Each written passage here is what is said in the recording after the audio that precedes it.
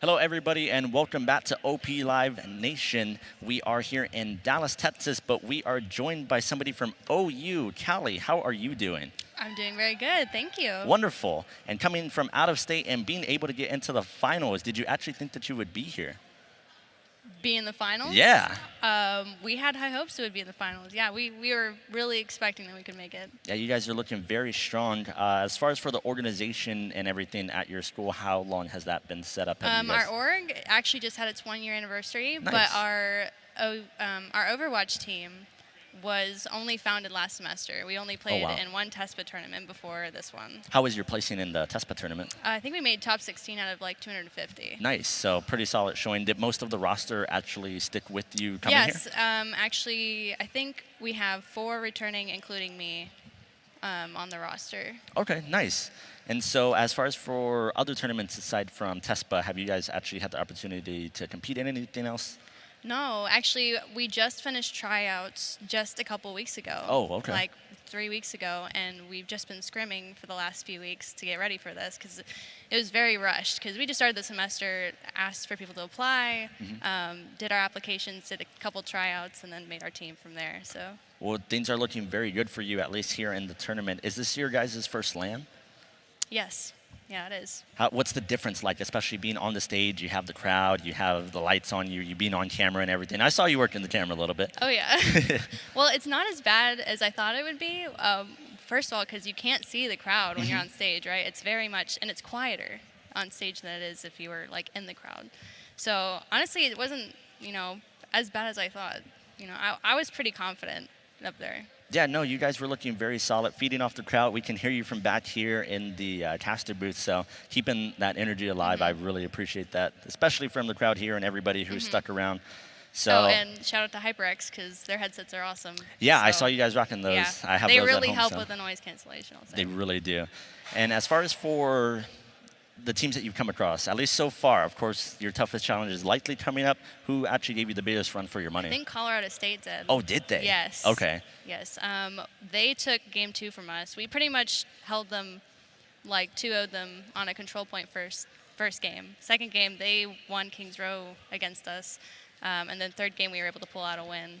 So but they were our biggest challenge. Yeah. No, unfortunately, we weren't able to see that on stream, but we will get to see the best of you guys coming into the finals. And as far as for the roadmap for you guys in the future, do you guys have any other events planned in the very near future? Do you have anything planned in the long haul? I mean, ideally, right after this, we'll sign up for TESPA in their preseason and hopefully compete in their online tournament in the coming months. So, I mean, that's all we have planned right now, unless another tournament like this comes along. Yeah, no, I think everybody's definitely been enjoying seeing all of you on stage and giving just a great show for this. And we'll be kicking it over to another interview in just a second. We're going to be getting with UNT and their captain to be able to talk to them and see how things are coming up. Did you have any last-second things that you wanted to shout out or tell UNT coming into this finals? Boomer Sooner. All right, there you go. Boomer Sooner. We will be right back. We're just going to transition real quick over to the other interview, and then we'll see you all in just a sec.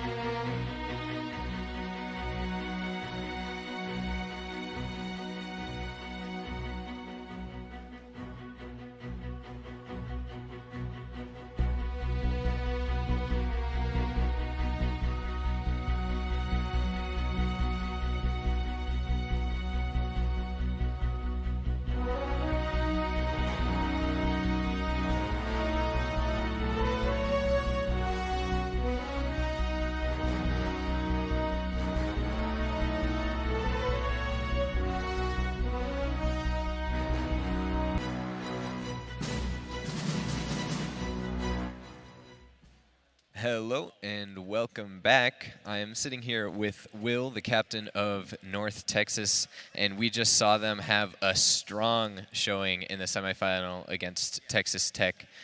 So we wanted to bring him back for a few questions before the finals go down pretty soon here. How long have you had an Overwatch organization at your school? We've had it for a while, actually, but I started last year, and there was already a team beforehand, like from the year before. Oh, So, really? Not a lot of them stayed with us, but we did keep Sam. Sam's been here for a while. People Boy like sandwich. people like graduated and left. Yeah, people graduated. People didn't want to play anymore. Yeah, It just happens. I've seen that a lot. People just like don't have time to play anymore. Yeah. College, gets pretty tough. So I'm wondering, how many tournaments have you guys like played in so far? Really, we've been to a couple, mainly online tournaments, like just open tournaments, but nothing like too big or on land too much. So would this be your first LAN? Yeah, this would be mine. Okay, so how is it different? Like, is it what you expected? LAN, it's not bad, get used to it real quick, but no, crowd doesn't faze me. We also practice all together, so I'm used to seeing my teammates, talking to them, see their face. Yeah, it is nice just to like be all together in one spot when you're practicing. It's a lot easier for communication, things like that. So when you came, were you expecting to be here, to be in the finals? Yeah, Yeah? definitely. I mean, Yeah, you don't come here to lose. Had some confidence going in. Yeah. I like that. You gotta Okay. come being the best. Well, what was your hardest challenge so far? So far, bouncing back from our first game, we actually dropped our first game to OU. Oh, really? Yeah. Okay. So we're not gonna make that mistake the again. I don't think. rematch coming through in the finals Yeah. So. for UNT and OU. You lost the first game. I wish we could have had that on stream. Yeah. That would have been nice. So I'm just kind of wondering, like, what do you think is the roadmap for your team, like, just going forward? Like, what are you hoping to keep doing? Hoping to keep winning. Yeah. Get further up. Keep winning. Be the You best want to in get the win Texas, today? Are you Just- going to get the win today? I can say with a lot of confidence, I feel good that we're gonna come in. We're probably gonna win. Oh, I don't want to throw big anything, words. Yeah, anything too solidified out there, but I like our chances. Well, we're all looking forward to this final, and I'm sure you're going to do a great job. Thanks for having this interview with me. Yeah, no.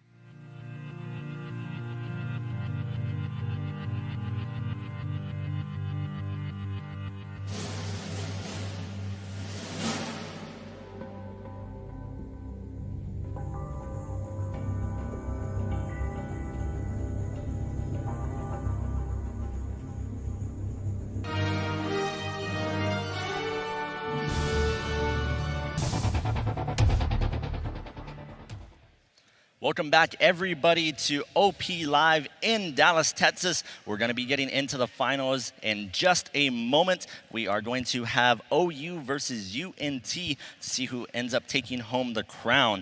Of course, both teams looking extremely solid in their semifinals to be able to move onward, having multiple 2-0s or just doing full holds on defense. So they're looking very strong. Who are you actually picking as your favorite coming into this? Well, UNT had such a strong showing up on stage here, but OU has that initial win against them in that first matchup, and I think I got to go with OU here. Okay, I can definitely see that. I'll actually side for UNT. They did mention that they had played in the group stages and that OU had actually beaten UNT. So we'll see how things play out. It is a different match. It is a different set. We are in the finals. This is going to be a best of 5 as we are going to be loading into the game right now. So we will see how both teams are going to fare as we get ready and loaded in. Looks like we're going to be going to Night Market. Yeah, we're going to be starting off on Night Market here, and there will be some new players in the field on both sides. We're going to have Fierce Surge, new for UNT. He didn't play in the semifinals, I don't think, unless he's on a different account. And then I believe Mojo Jojo coming in there. Shout out to all you people who actually understand what that name's from. As well as Cat Parent is new for the side of Oklahoma. So we're interested to see how these subs play out coming forward here, but we're going to be starting on Night Market. Did you mention that? I did, yep. Yeah, you did mention that. We'll be starting on Night Market. So do you think teams will try and take courtyard control, or do you think they'll play from outside? Based off of what we've seen from most of the teams, I would guess that they're going to rush to the point, try to fight on that. Something interesting that we'll possibly see is going to be the use of the Pharah, seeing what they're going to be able to rain down on, if they're going to be able to utilize that. Of course, the point kind of limits you. Starting off with the Widow, though, in the back. Yeah, Palcatraz finding an early kill onto the Winston. Mojo Jojo diving in on that opportunity there. We see that big jump. Sombra in the backline trying to get some all charge, but a very quick first win from Oklahoma University off the back of some strong Widow play from Palcatraz.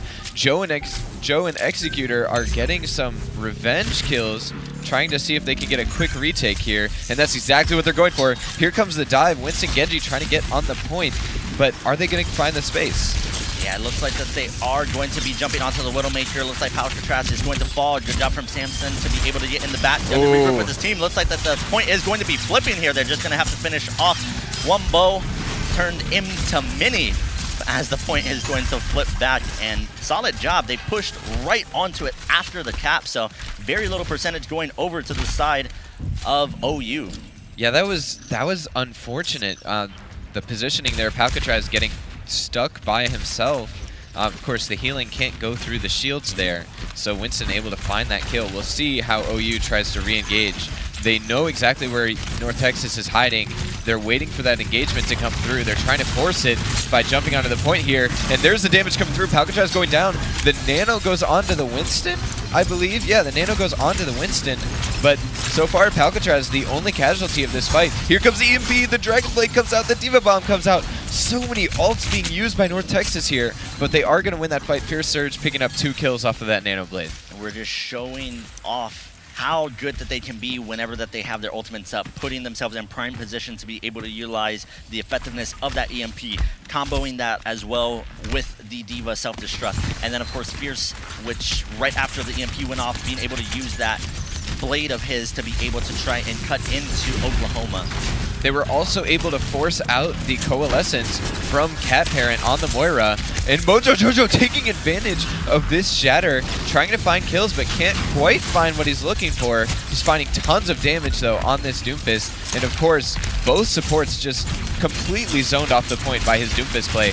Executor just stalling on the point, getting so much percentage. Look at that, 76% before OU is able to flip it back.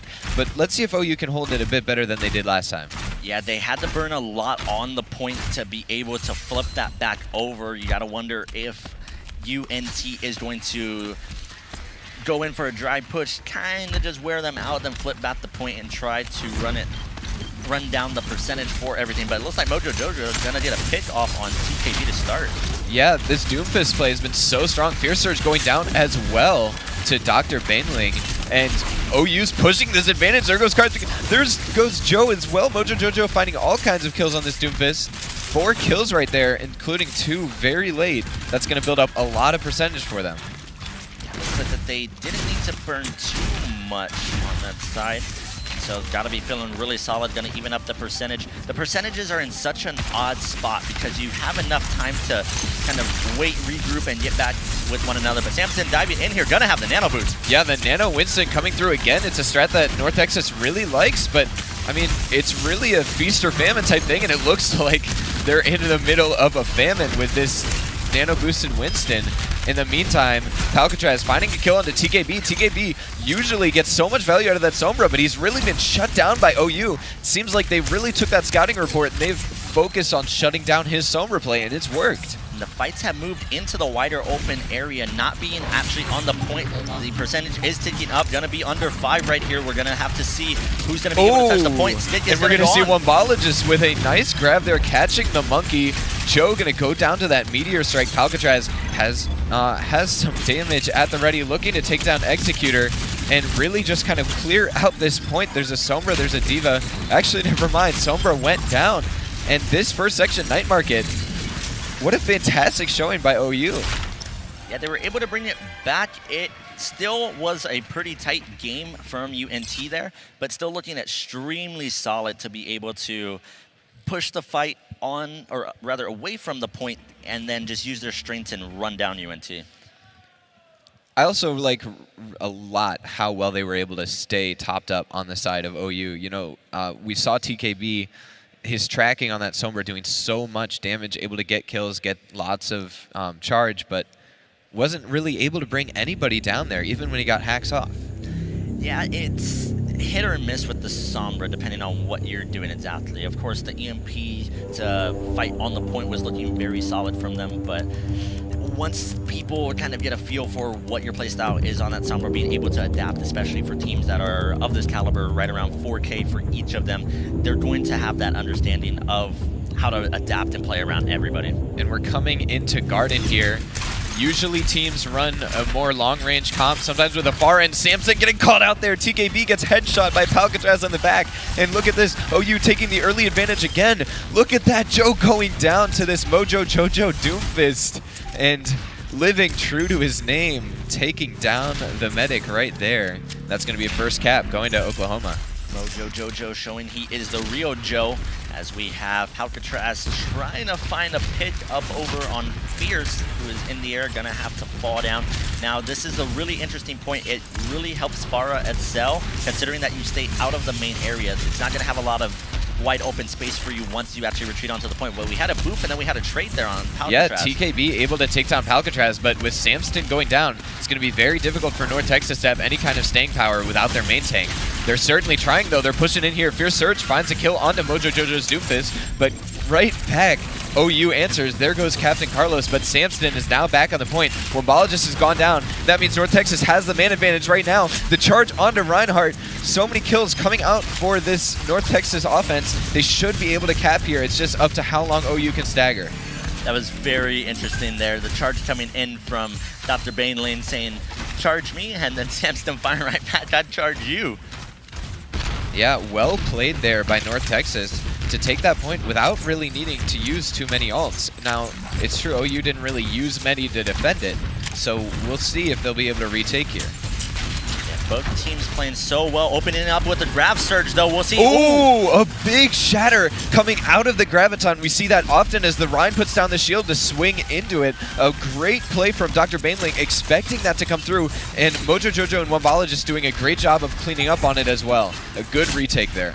What I really enjoy from OU is the fact that they went for this Widowmaker, understanding that the Pharah was going to come out. You're going to be able to defend so well, considering that you're going to be taking a lot of damage and basically neutralizing the Pharah and the Mercy in the air. Now, they have to be extremely careful if they're going to be going over this bridge. You have a lot of opportunity to knock people off.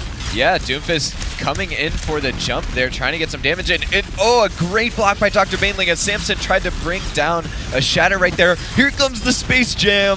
Takes down 3, looking for more. Joe and that Mercy going down very low. TKB, meanwhile, taking down Dr. Bainling in the back line, looking for more, but really just going to try and back out here.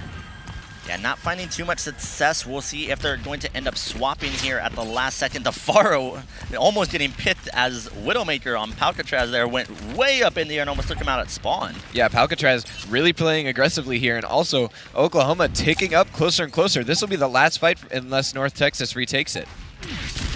Trying to have a Widow duel. We're at 98%. They are able to touch, send it into overtime. We hear the Mercy Valkyrie be triggered.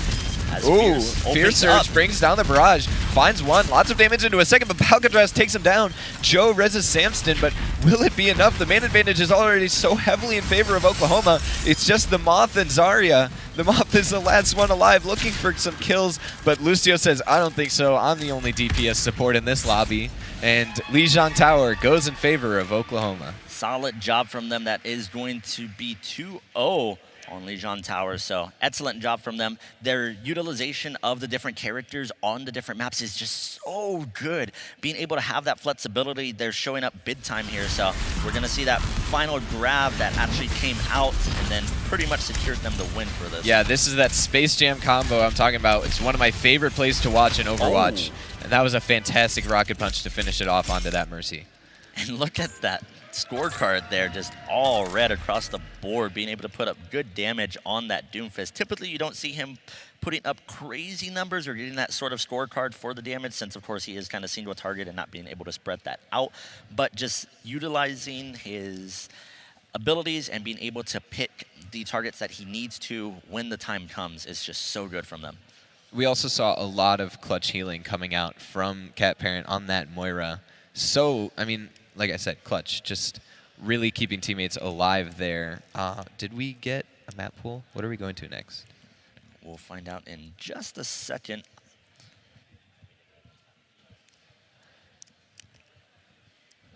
Well, I really do like what Oklahoma did. I mentioned it earlier, to just counter TKB's Sombra and really, like, they really tried to game plan around it. I feel like they did such a good job there. We are actually getting a sub for North Texas. Somebody is going to be switching out here, so it could be a few minutes. This will be really interesting to see who they're going to swap out exactly and what they're going to end up going to. I believe we're going to be heading to Kings Row next. So depending on what role they're thinking is either lacking, or maybe not even necessarily if somebody's lacking, but if somebody's more of a specialist on something more specific that not everybody can do. Because we've seen sort of one-tricks, I don't want to say that exactly from the Doomfist, but people, once they find success on that, they stick on it because there's not a true hard counter for that. It seems that that's been a sort of dark horse type pit that people have kind of come into learning and loving if you have them on your team. So we'll see what the adaptation I was is. looking at that is exactly what I expected. Fierce Surge is the one who's going to be subbed out. He seemed to be playing mostly Genji and Pharah, and he did play a little bit of Widow, didn't have a lot of success on it. So on Kings Row, they're definitely going to be swapping in because I think they like to run a little bit different comps on Kings Row. Yeah, Leslie going to be going with that GOAT, I would think. That's what you can probably expect. But also Sombra coming in to play a good bit to be in the back line, hacking that Reinhardt and getting the EMP4 combos with the grab, for example. You don't necessarily need that if you combo that with the Hanzo. But we'll see what they end up going with as far as for their team comps. As mentioned, we are going to have the subs take place, it looks like, on both sides. So yeah, also on the side of Oklahoma, we're going to see Cat Parent getting swapped out and Kitrin coming back in. Kitrin, you may remember, was actually the team captain. She was back here for an interview a little bit ago. We had some fun with that one. Yeah, definitely. And I think that things are going to still look good for OU going into Kings Row. This is where they full held UTA in that semifinal. So looking extremely strong on their defense for their setups, their rotations, for their tank lines, being able to keep the Rhine shield very healthy, backing up around the hotel, just being extremely patient, kind of moving, waiting for teams to overstep their boundary, and then just attacking right whenever it's ready. But also, if you'll remember, on Kings Row against UTA, they weren't able to push it all the way to the end. So maybe we might see a weakness in their offense coming out here that Oklahoma might be able to exploit.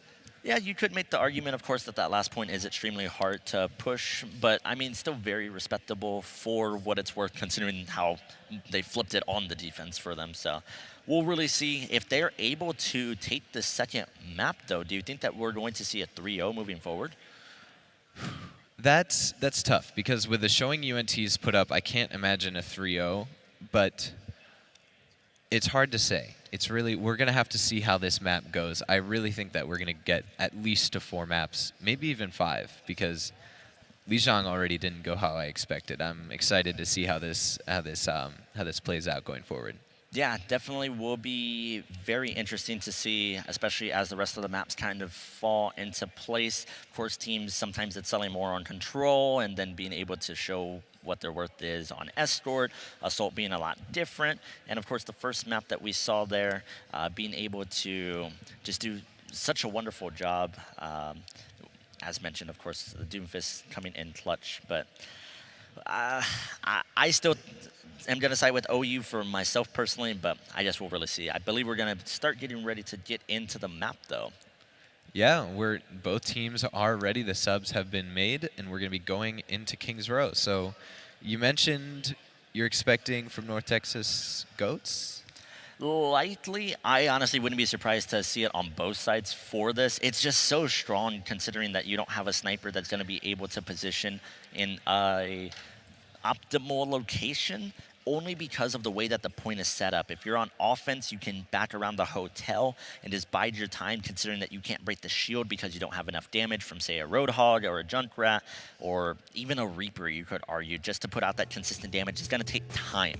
So considering that you have a stronger defense with the Roadhog, a D.Va, a little bit more close range, kind of in your face on that side of the defense, then the offense should lose their shield first. So there's a bit of games that you can kind of play with all of this, but even being on the high ground, possibly seeing an Orisa, there's just so many different options that you can go with on both sides. Do you think we'll see any crazy strats coming out from either side? We've seen some Bastions through the day. I don't think that either one of these teams have that in their arsenal. They very well could have that as a pocket Bastion. We've seen the Widowmakers sort of coming out. Of course, Hanzo's as well, which would be able to help break the shields, especially with the storm arrows and just rapid fire that we have for that. Typically, Hanzo isn't someone that you think of for breaking shields, but we've seen lots of demonstrations. Same thing for Winston jumping in. You have to be very mindful for it. Does he have that ability up? Am I going to be able to melt him before he actually melts me? Because that's something that a lot of people still underestimate, I feel, but it is a huge factor that you have to consider. So we're close to getting started here on this second map, and I wonder how North Texas is going to rebound from that strong showing Oklahoma had on map 1. Yeah, you got to brush that thing off. You can't dwell on it for too long, or else it's going to eat into your gameplay for the following rounds. But getting into it now, we see Oklahoma pushing up towards the point, and it seems that they are going to be running sort of a GOATs, but they do have the Widowmaker still. Yeah, GOATs with the Widow, we've seen it work. Well, it's more of just, I think, a Ryan Zarya comp at this point, because they have the Doomfist as well, and look at this. They're just on the point. North Texas isn't contesting him. I mean, where is their D.Va? Well, there she is, getting D-mech'd by Mojo Jojo, and I think that TKB going to try and turn it around with some Widow headshots, and there goes the kill. 3 kills in favor of North Texas. Is that going to be enough for them to turn it around? Make it 4 from TKB, and there we go. It looked kind of slow to begin with, and they already gave up a tick. Yeah, thankfully they weren't able to get that second tick, so caught a lucky break there on the side of UNT.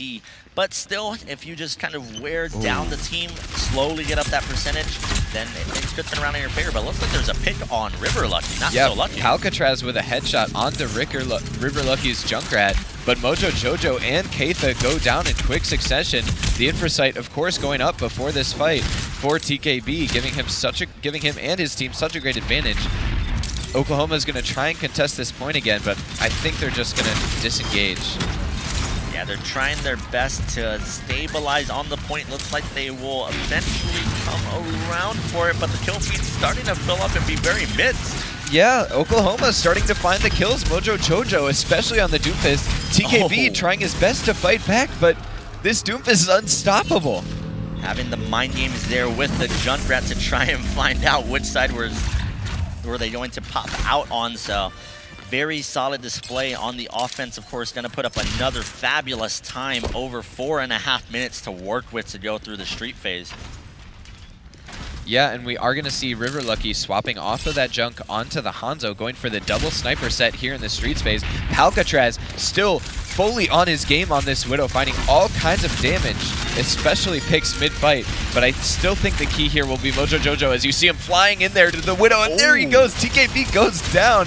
The charge from Samson doesn't quite connect, and now he's caught out of position. He's taking so much damage, and a big shatter comes through from Dr. Baneling. They're going to keep pushing forward, but River Lucky got a headshot onto Kitchen. River Lucky found the second one. There's no healing left for this Oklahoma offense. Can they push this?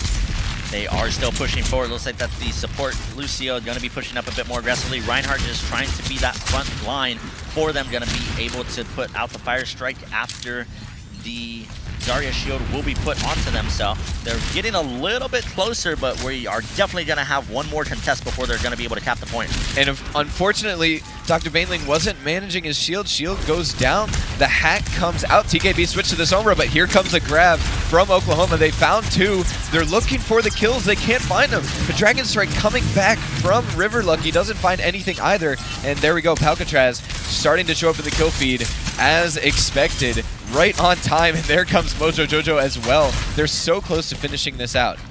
They're definitely going to be able to cap this second point. Still looking pretty solid for the time. Going to have a 1.5 minute increase on that, back up to that 4:30. Now this is where things get really interesting. Once you start rounding these corners, fights get so hectic, and the fact that you can also fall off of the map through that small little ledge. We're going to have to keep an eye on that, especially with the disruptions that we have from Wumbo. You have it from Mojo Jojo. You also have it from the Rhine with the Shatter, considering somebody jumps up in the air, maybe even just swinging on certain people.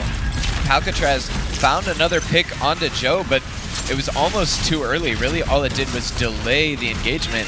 But of course, it gives them time for Keitha to set up this move. Mojo Jojo taking down Joe again. River Lucky gonna get revenge, but it's a little too late for that, buddy. Oklahoma pushing forward. Here comes the Shatter. Really only gets the Brig, but getting rid of that rally is very important. All those shields.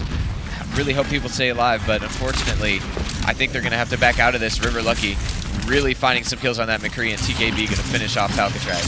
That was a great adaptation from them to be able to move onto the McCree. He will, just as you saw, be able to stun that Doomfist. So considering that he is going to be quick on the draw, he can definitely stun him before he's going to be able to get off the full combo or the rocket punch. So he's going to be another layer for his team in terms of crowd control, which is always a good thing, of course. And there goes that infra sight from Oklahoma. So they're going to have the idea, the drop on everybody from North Texas, including TKB. Here comes a grab from Executor. There's the EMP. Oh. So much damage, but Palcatraz, the first one to get a kill, he's already found two.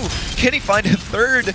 Not in time. 4 kills, make it 5. A great fight win there from North Texas, and a great combo as well. Yeah, lots of damage, or rather kills in the kill feed coming out from Captain Carlos.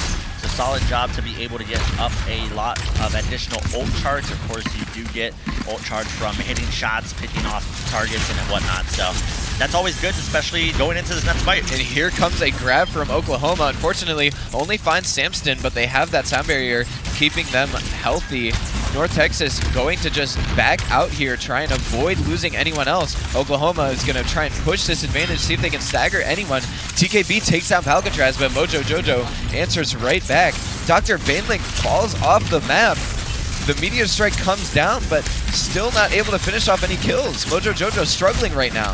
Yeah, the Zaryas are showing up big time. Looks like there's a hack onto, I believe, Mojo Jojo, so he's going to be useless, basically. And River Lucky with a Doomfist of his own. Palcatraz and Dr. Baneling walking back, but too late. They should have disengaged. Now the rally coming through. Oh. And that's going to be very late staggers there. Yeah, the time is wearing down. Looks like UNT was finally able to find their footing. As mentioned, this last point was possibly a weakness on the side of Oklahoma, and it looks like it is showing. However, that is not to discredit UNT with the fabulous defense that they put up. Finally pushing on to the last point here. We'll see what ultimate start off the fights. Both sides have to be mindful of their Reinhardt shield charge. And here comes a grab. Coalescence, EMP. So many ults invested here from North Texas. Not a lot of time left. so they probably won't be able to build those up, except for maybe the EMP. But that was a pretty clean one fight. They do get a very late stagger onto Palcatraz, thanks to Samson's Fire Strike. 1 minute, that's maybe 2 fights here. Yeah, the way that the fights are going, I think we're going to see one full fight, and then probably OU just struggling to get back on the point, staggering in, so then it will likely just be a matter of time before UNT is going to be able to close it out. But or it could be UNT staggering onto the point as well. A shatter from Samston doesn't really connect with anybody. TKB getting a hack into the back line, but the sound barrier is right there. Palcatraz not worried at all. And look at these kills. Dr. Bainling finding a few there. A nice, did that shatter? Yeah, Dr. Bainling with a shatter coming down. Doomfist, River Lucky going down low. He's going to get taken out.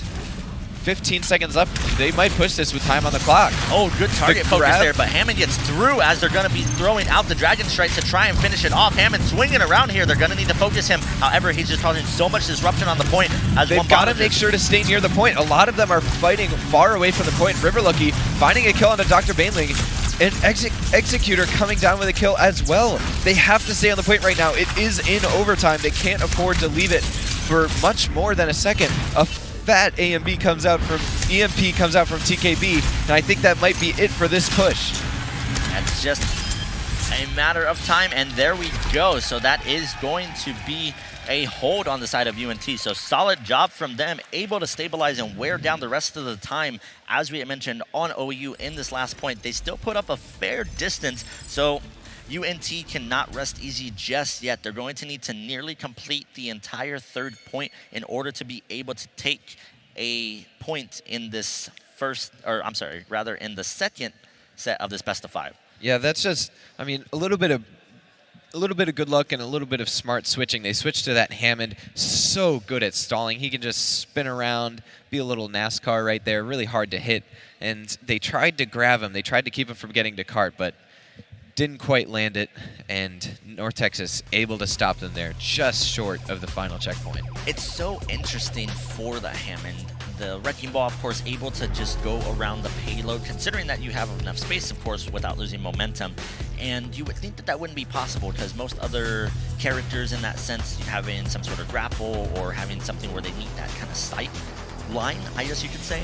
But Hammond able to just stick on the cart anywhere, and then his little tether can just swing around through all of the points. So it's a bit interesting. Definitely a mechanic that you don't see on anybody else whatsoever. But then the knockup, the crowd control that is applied from that ability is so strong. Being able to keep people suspended in the air for such a long period of time is devastating. And now we're going to see North Texas. They're going to have their chance at an attack run here. Oklahoma hoping to full hold them first point because, I mean, as you mentioned, holding second is very difficult. So if they get to third, North Texas might be able to push this to the end. Yeah, we are going to be getting into the attack for UNT, so we're going to see if they can even it up here on King's Row. I wonder who ended up picking what for the maps. This might have been their choice for UNT. They probably feel very confident on it, and it does show, given the first set. We're going to see North Texas pushing right through Hotel. They saw an opportunity there, but that's exactly what Oklahoma wanted. Mojo Jojo is right there to pump in damage on that Doomfist. Samson trying to fight back with his hammer, but fist beats hammer every time. And they push through. Was that a shatter from Dr. Bainling? It was. Keitha finishing off 2 kills there. And Oklahoma is still getting kills. They're staggering North Texas so hard all the way to spawn. That poor Brigida. Yeah, they pushed up extremely far there, but understanding what the spawn timers are, you got to show a lot of respect for their game knowledge. So big props to them, trying to chase down targets when they can. And regardless, even though they didn't get the kill, still getting that extra damage onto the character for the Brigida to be able to have it for an ultimate in this next fight. And now North Texas learning their lesson, coming right onto the point, and they got a nice shatter from Samson. He charges right onto Kitron. That means there's very little healing output coming out for this Oklahoma defense. Here comes a grab Diva Bomb. The shatter finds 3 and a D-Mech. Executor forced to use his Diva Bomb, doesn't find anything with it, and gets taken down by the Doomfist anyway. Joe on the Moira, just barely able to escape. Never mind, Wombologist is going to make me eat my words, finishing him off there, and Oklahoma with another nice fight. They are definitely struggling on the side of UNT to be able to find some sort of opening, trying to bait out just a little bit of ult charge. Got it healed up there. Yeah, that was an unfortunate misplay by Oklahoma, feeding so much damage into River Lucky. He's going to be coming in on high charge right now, and the rally coming out from TKB, keeping everyone nice and healthy. And here's a shatter from Samson in the backline, but he doesn't find any kills yet. In fact, Executor gets popped out of the mech. Mojo Jojo, though, goes down. Very little killing powder left for this defense. River Lucky on this Zarya, doing so much damage, like I mentioned, having such high charge. There goes Dr. Baneling, and here comes the Coalescence. Palcadraz out of the mech, and this could be it for this first point defense. Trying to run through the hotel, ends up running into trouble instead. Trying to get some hits in the back line, but we'll see what they are able to find. Wumbo probably going to be in a bit of trouble. Ends up getting pinned to the wall right there. Will end up falling. So we see Joe also getting the pick on Mojo Jojo. And unfortunately, Kitrin there wasting that Coalescence. That's going to be a big mistake in terms of the ult economy for Oklahoma here. And I believe everybody was able to spawn in a solid position for Oklahoma moving into the second phase of Kings Row. So we will see how quickly they're going to be able to make it through this, if they're going to be able to make it through this. Both teams are just so trigger happy. The Zaryas are always going to be on such a high charge. It's really a bit mind-blowing that there's such little downtime for all these teams for their... Oh, and here comes a big grab from River Lucky. 1 kill, 2 kills, 3, 4. The kill feed fills with blue, and North Texas has found the momentum they're looking for, and they are going to keep on rolling through the streets phase. Yeah, they're looking extremely solid after they were able to get that combo off. They're definitely going to be able to spawn on the side of Oklahoma before they are going to capture the second point. We'll see if they're going to be wanting to take the fight early or push them. Give them a little bit more spacing and fight it later so that if for some reason they lose a character or two, then the spawns will be a little bit more even. As we're leading off, Reinhardt, of course, in the front line, trying to find something from Fire Strike, ends up getting punched right there. And here comes the grab from this Oklahoma defense. They caught almost everyone, but the shatter comes down. A huge play from Samson, making sure no damage gets into that grab, and Palcatraz even goes down. Here comes a Diva Bomb of their own, but the kill feed full of blue. Oklahoma with no shot in this fight, and they're going to get an easy second point cap. 4 minutes. Dabba dee dabba die for all of that on the side of Oklahoma. So solid job for them. 4 minutes on the clock moving into the final point. They've got to be feeling so good right now. Oh, Diva getting caught out up top. Mojo Jojo putting so much damage into that mech, but healed up instantly, and even getting an anti-nade coming up from Joe. Keeping in mind all of the ults that both teams have. We'll see what they end up leading off with. Mojo Jojo getting revenge. The Ana going down, and this is the advantage they're looking for. Meteor Strike into a shatter, pushing into the backline. Dr. Baneling with a great combo there, and a great fight win from Oklahoma. Now they're going to be able to take the positioning they want. Now, what did it cost them, though? What did they have to utilize in order to be able to take that momentum away from UNT? How is that going to actually impact them moving into this next fight? They have a lot of time to work with right now. They've got to still be feeling pretty solid. Seems that there's not any major swaps coming in just yet. The Reinhardt Earth Shatter games have been something of a mind game amongst each other, trying to maybe shatter after a team gets grabbed. The hack coming through from Sombra onto the Reinhardt. A shatter from Samson, seeing the advantage, but the rally comes through. TKB takes out Wombologist, but everyone else nice and healthy on the side of Oklahoma, and they're pushing the advantage. River Lucky is in for a big beatdown. We did actually see the Lucio sound barrier coming out as somebody takes a dive. Gonna be Executor at the very end there, just jumping into the abyss. So they had to commit a good bit there. I think that the sound barrier was poorly timed, unless they were planning on the swap. Just how late in the fight it came out, you were unable to mitigate all of that damage. So we'll see what they adapt to moving forward. They still have a fair bit of time, but they got to start pushing and being very aggressive for this. Mojo Jojo going down so low. Here's the EMP. There goes the Graviton. Are they going to find the kills? TKB goes down, but there goes Mojo Jojo. Wombologist. But they're fighting back. Palcatraz with 2 kills on this Diva keeps on going. Dr. Baneling swinging that hammer around, and Oklahoma turns it around even after a perfectly executed EMP graph combo. It looked like that was going to spell the end for Oklahoma, but UNT was sorry, rather UNT looked like they were going to take it, but Oklahoma firing that. That was such a good combo, but unable to capitalize on it. You gotta finish what you start whenever you go in for massive combos that take a long time to build for those ult charges. Oh, and Diva falling off right here. Palcatraz getting knocked off by the Doomfist there. TKB, though, going to get taken down by Mojo Jojo, so I guess it's a bit of an even fight. And here comes another rally from Keitha with a Nano Reinhardt in the backline, looking desperately for kills, does take out that Brig. And Dr. Bainley getting cut off from his healers as well. Oklahoma reeling. They need to disengage here. Trying to do what they can to stall it out. 1 minute left. We're going to see if this will run all the way to overtime or not, or if UNT is going to be able to finish it out. Here comes a Diva Bomb. Palcatraz able to zone most of UNT off the point. As you mentioned, less than a minute left. Meteor Strike from River Lucky not finding anyone. They're not on the point. Wow. That's got to be a heartbreaker for OU. Able to finish it out. Solid job from UNT to be able to take it 1-1 and secure King's Row. And that's got to be heartbreaking for Oklahoma. So close. They managed to disengage. They were all there ready to stagger out. And then they just get off the point. Yeah, and then the play of the game, of course, coming in on the side of UNT. They looked so strong through the streets phase, which, of course, we mentioned is probably one of the more difficult things to defend, considering that the tight corridors make it very easy for combos, such as we saw right there, to be able to combo with the grab, and that you don't have much mobility left or right, and just comboing everything together is so easy. And they left so many ults on the table, too. They had the Shatter, they had the Graviton, and it's just so unfortunate for Oklahoma to lose that map like that, but I know that they can bounce back.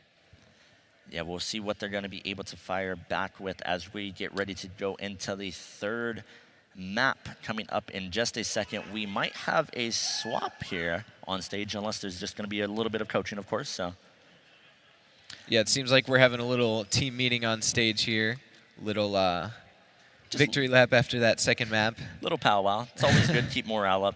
So for momentum, as we move into, I believe we're going to be going into Rialto.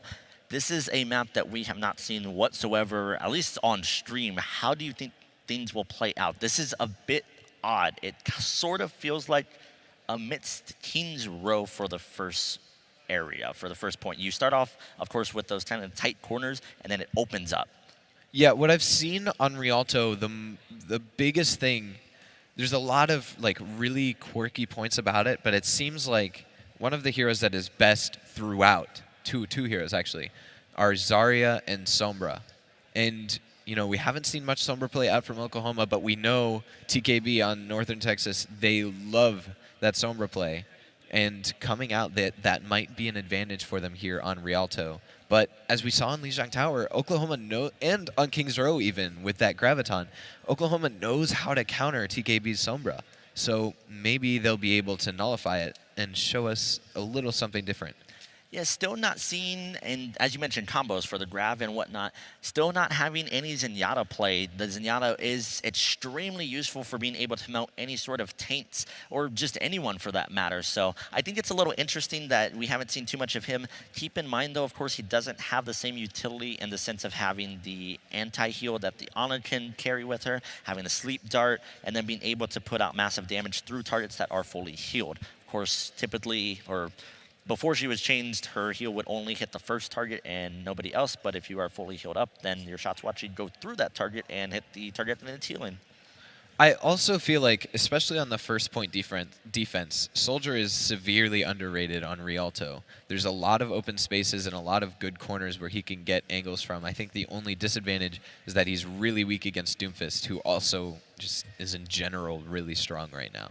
Definitely, and we're seeing a lot of Doomfist on both sides, really, depending on where they're at in the map and whatnot. So probably won't see too much of him. McCree, even though he has his flaws, might be a little bit better pick, only for the fact that he has the roll and the flashbang to be able to nullify that punch as he's going to fly into the team. But we still haven't even seen too much from him. We did see it a little bit on the third point in the last match on King's Row, but we'll see what ends up going on as we're just giving a little bit of time for the players, of course, time to discuss a strategy.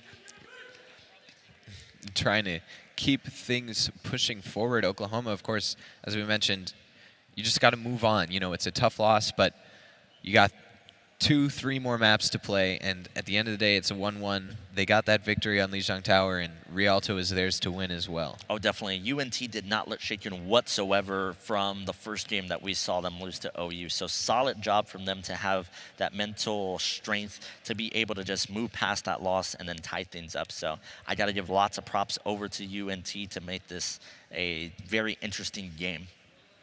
Yeah, and it looks like both teams are now ready to go. We're going to be heading into Rialto, and if I'm not mistaken, this is Rialto's first appearance on stage today. It definitely is going to be that. I would love to just kind of get one of the omnits and just kind of ride through the river. It seems very relaxing. Yeah, I really do like jumping off the bridge into the river during my comp games and making my teammates angry. I was going to say, I think the unfortunate part is that as appealing as the river in Rialto would be, the fact that it's an insta-kill for that. So definitely there's something in the water that's... I feel like Frog Winston should be able to swim in the river. I think they should add that to the game, don't you? That would be probably overpowered, I would say.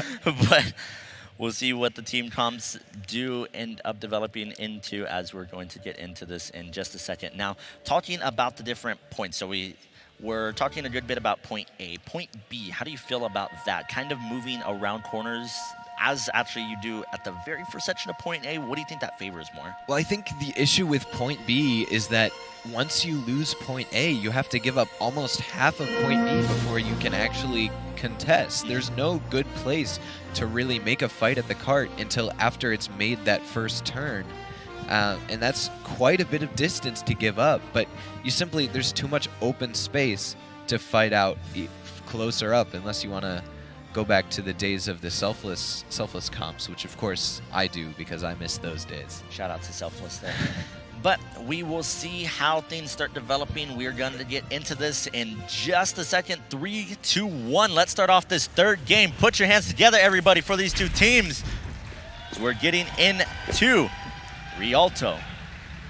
And Oklahoma's going to have one on the cart, but the rest of the team playing sneaky, looking for an odd angle. What is their goal here? I'm not sure. It looks like they're going to group back up at the payload. TKB on this Sombra, and that's what I'm talking about. So many corners, so many angles, so hard to defend against the Sombra here, especially after her switch, or after her rework. But this payload keeps on moving. Now they're finally going to be contesting it. Palcatraz is going to be looking for those angles. And of course, trying to avoid that Sombra, and Dr. Bainling goes down. There goes Palcatraz to TKB. Sombra in the backline. Mojo Jojo looking to finish him off, but can just translocate out. Yeah, that was a really cheeky thing in the backline for the Sombra, and everybody else just falling in line to be able to help them out. So UNT looking solid for the defense, and this is such an interesting area for the payload to stop. As mentioned, that really tight area. I believe this is one of the tightest spots on pretty much in Overwatch in general for the payload to be able to push through. So it's going to disrupt a lot of people's aim, and then you can also use that as a defensive tool as well. Oh, a big shatter from Samson, taking advantage of Dr. Bainling, putting that shield down. And it looks like that's going to be it for that fight. It's over as soon as it started. Oh, trying to chase down into the spawn there. Not going to be able to find anything. So River not so lucky, but still looking really solid. Yeah, well played by North Texas, especially to win that with just one ult. But both teams really kind of look a bit confused here. I feel like they don't have a ton of practice on these maps. The map is still new enough, in my opinion, that most teams probably don't play it too often. Of course, it is going to be something that, like most other maps, you're going to have to eventually play, but you see a bit of teams try to pick something that they enjoy, and then if there is eliminations for maps, then just stray away from anything that they haven't touched. And we see the Nano Fist coming out. He has the Meteor Strike dropping down. Is he going to find any kills with it? It doesn't look like it, but a big shatter there from Dr. Bainling to finish that off. I feel like Oklahoma overcommitted here. So I don't know if you caught that or not, but TKB tried to go in there at the very end and has 0 ult charge on him right now. So that shatter actually annihilated their plan to be able to flip around their defense. So that's got to be a huge heartbreaker. Yeah, and Oklahoma here, they're going to throw in that grab. Palcatraz gonna, well, they're not gonna use that Dragon Strike. That's very interesting, but it looks like they're just gonna reset as that point was taken. And like I mentioned, when the point's taken, there's no option for defense. TKB trying to get back with his team, and this is the part that exactly what you mentioned. The area is so wide. You just have the bridge, which you can kind of boot people off, but nothing is in your favor. If you come out of spawn, you can stay back, considering that you have somebody such as the Hanzo, such as a Widowmaker, theoretically, and just be able to rain down damage from such a safe distance that it's hard to counter that. I also, for some reason, rarely see point A go like uncontested capture here. It always seems like the defense has time to get there and really contest the capture. And as we come into this fight, here comes the Dragon Strike from Palcatraz, but River Lucky, oh, in the backline, takes down Keitha, making some distractions as well. 3 kills in quick succession for this North Texas defense, make it 4, and Wumbologist is just going to take a quick dip in the river there, test out the water. Yeah, feeling cold indeed, I would say. Gonna probably be suffering from hypothermia as he gets back with his team. So considering ultimates that are on the board, you gotta wonder who's gonna lead off. You do have the Moira ultimate as well as some offensive ultimates on the side of UNT. So depending on who the pits are gonna happen with, and this is such a tight area in the same way that you might consider some. Oh, we're leading off with the Coalescence. Yeah, here comes the Coalescence, and Mojo Jojo with a nice kill onto Captain Carlos. The grab from Executor completely nullified by the shield and the Coalescence, but Palcatraz goes down in the backline to River Lucky on the Doomfist. Mojo Jojo trying to fight back, trying to keep him off of Keitha on that Ana. Meanwhile, Executor was really fighting solo, like a 3v1 for a while there, finally goes down, but Joe on that Ana, such clutch healing there, and he's going to stay alive for a while too. That was really solid aim from Mojo Jojo there, being able to take out, I believe that was River Lucky in the Doomfist duel. Of course, it was a little bit of a disadvantage since it seemed to be the Ana bat there, of course, helping out River Lucky. So they're going to be pushing and here up. Comes the rally. Samston shatters, but all he hits is a Zarya bubble, but it doesn't matter. Here comes that EMP. Mojo Jojo and Kitrin go down immediately. Wumbologist and Dr. Baneling soon to follow. Keitha able to find a late kill onto River Lucky, but the end of things, I don't think it's going to mean much. Well, they did get so close to capturing the point, and as we mentioned before, once you get towards the end of the point, things get insanely interesting. The spawns are going to be so far away on the side of the attackers, and then the spawn's going to be so much closer on the side of the defenders. So it's a very solid and basically opportune location for you to be able to come up with big plays, considering that the point doesn't, or the payload rather, doesn't fall back too far. Ooh, and here comes the Graviton with the Dragon Strike going through, finds 2 kills, both tanks down, Brig down as well. TKB did take down Mojo Jojo on the Doomfist, but I don't think it's going to be enough to deter them here. 0.03 meters, and they're going to go ahead and cap that second point. Well played by Oklahoma there. Little bit overly optimistic from River Lucky, trying to make up for the deaths that happened with that Grav Surge. So didn't find a whole lot in the back and ended up using the ultimate as well. So that is going to hurt them moving forward. But it seems that TKB is going to be looking for some sort of opportunity, as they have been, but they're getting into the fight. Looks like Reinhardt hit up in the air. Huge shatter from Dr. Baneling, finds 4, but it's around a corner. His team isn't there to capitalize, and the Brig gets that nano to keep him nice and healthy. Samston does go down, but there goes River Lucky as well. Mojo Jojo into the backline, but TKB with a big EMP. Is that 5-man down? Joe finds a kill onto Mojo Jojo thanks to that EMP, and Executor still alive on this payload. I don't know how he manages to stay up so long. Now this is going to be really interesting to see if they're going to be able to finish this out. This area is so awkward because of all the pillars that you have. This is heavily favoring the defense, but it seems that they are able to wear them off as UNT is going to fall on the payload less than 5 meters away. 3, 2, 1, they will secure it. That was a nice fight there, but I do want to mention the Doomfist there. Kind of feast or famine. We saw both sides, you know, a little inconsistent from fight to fight. One time, you know, Mojo Jojo would do a ton, and one time River Lucky would do a ton, and sometimes, you know, neither of them would really get much done. So maybe both teams starting to learn how to play around this Doomfist. Yeah, it's really interesting if you're going to be able to find somebody of such a high level to scrim against that can actually play Doomfist to that high of a level. So I think they're starting to get a feel for one another. Of course, they will have at least one more game regardless of how the results go here, possibly two. So I'm not expecting the Doomfist to probably be that big of a pitch moving forward. I think they're going to try and aim maybe a little bit more range, maybe go for more of a counter than something that is going to kind of break open the defense. It, of course, really depends. Is the best offense a good defense? Is just a strong offense and just shoving it down their throat going to be more favorable? We'll really get to see probably in the next map, going into map 4 and then possibly map 5 to see what they end up deciding on. Yeah, I'm really interested to see how Oklahoma decides to do this defense here, especially since, as we talked about, it's not an easy point to defend. Just in general, there isn't really consensus on how best to defend this map yet. There's a lot of conflicting strategies, so we'll see what they decide to go with. Yeah, and we are getting close to be able to see UNT give their shot on this offense.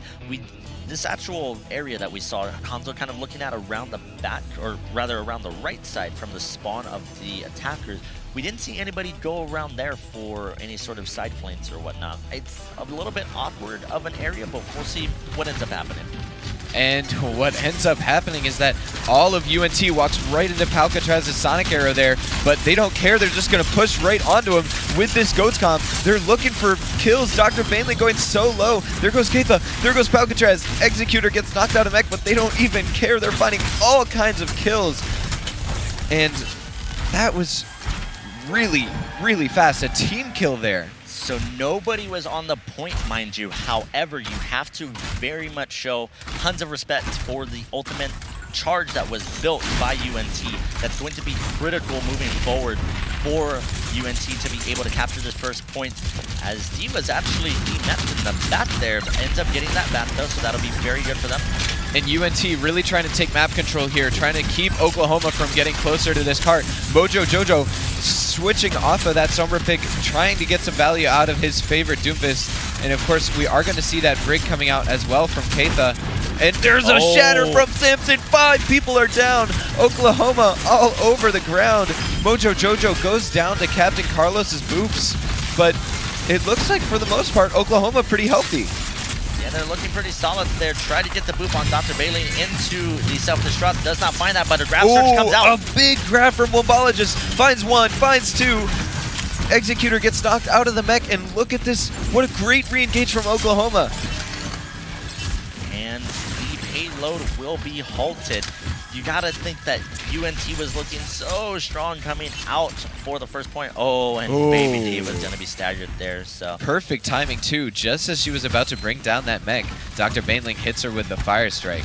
Gonna slap some fire onto that burn there. Just make things a little bit hotter for them, as they're going to be trying to find where they're going to want to attack from. Gonna just run it right through the street. We'll see if they're gonna be able to make this work. Yeah, they're pushing through. Here comes the Graviton from River Lucky, but they're not able to find anything. Keitha with that rally. Once again, TKB going down to Palcatraz. And was that a shatter coming down from Samson?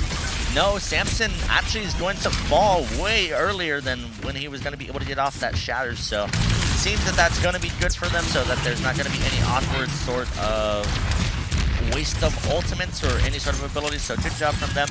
But Oklahoma finding their footing on this first map, or rather on this first point A of Rialto. And you see there Wombologist trying to spy check, knowing TKB has switched onto that Sombra, trying to figure out where exactly that Sombra is, keep him from getting too close. And we're going to see North Texas pushing in again. They only have a minute left. A nice charge from Dr. Bainling. Sansa going to go down onto the ground. Here comes the Devo Bomb. Ooh, that was a nice angle, but Palcatraz unable to find anything from it. And a big shatter coming down from Samson. So many people on the ground for Oklahoma, but Dr. Bainling answers right back. The Graviton as well from Oklahoma. So many kills coming through. There's 3 in the D-Mech. Palcatraz going to get knocked down as well. that could prove to be big with only 30 seconds left on this point. Yeah, Dr. Bailin there, solid job showing that he has his degree in shatters as he shatters the dreams of UNT on their push. The time is running out for them. They need to make something happen, but what do they have to use? Yeah, they don't really have a lot going for them here. But there's also not a lot of time left. Here comes the Diva Bomb from Executor. Not able to find much, but TKB able to get the hack on Palcatraz. Perfect timing too, because Palcatraz was ready to bring that Diva Mech up. Here comes a charge, the Nano Diva onto Executor. Mojo Jojo takes out his counterpart in River Lucky, and Mojo Jojo starting to feast on this Doofus. 3 kills already. Executor trying to fight back as hard as he can. Captain Carlos keeping people up with that rally on point. Here comes another Diva Bomb from Palcatraz, able to get some damage. D-Mech Executor, Captain Carlos on the point on this Brig, and River Lucky has made it back as well, and they're just going to be brawling, but Oklahoma, the big EMP from TKB, but he's all by himself, and that's going to be it. Oklahoma taking Rialto. Makes it back to the point at the very end, but not for long. OU wins, gonna take that third map. We'll be up 2-0 in this best of 5. Yeah, they only need one more map to take it down. We are going to be seeing this play of the game coming out from Samston, and I think this is the play. Yeah, on this attack run here, just in behind them, just finding so much damage. And these Reinhardts can be way overly aggressive. Shout out to you, Endo, on all of their pushes, but if they're enabled for that with the help of their team, with all of the shields that you can provide with the AoE healing, you have the Moira orbs, you have the Moira just standard heal, you have the Lucio, the speed boost you around. There's so many things that you can allow your Reinhardt to be able to do on offense with just swinging away. And if the rest of your team is still healthy, considering that you don't need to use that shield too much, it's here or there. You can't really be mad at the Reinhardts for all of that. I think the bigger part is seeing a bit of their charges. Some of their charges seem to come up short a good bit of time. They'll overshoot their target and then be in the back line, and then they'll more or less just be a punching bag for ultimates and everything. It looks like our next map is going to be Hanamura.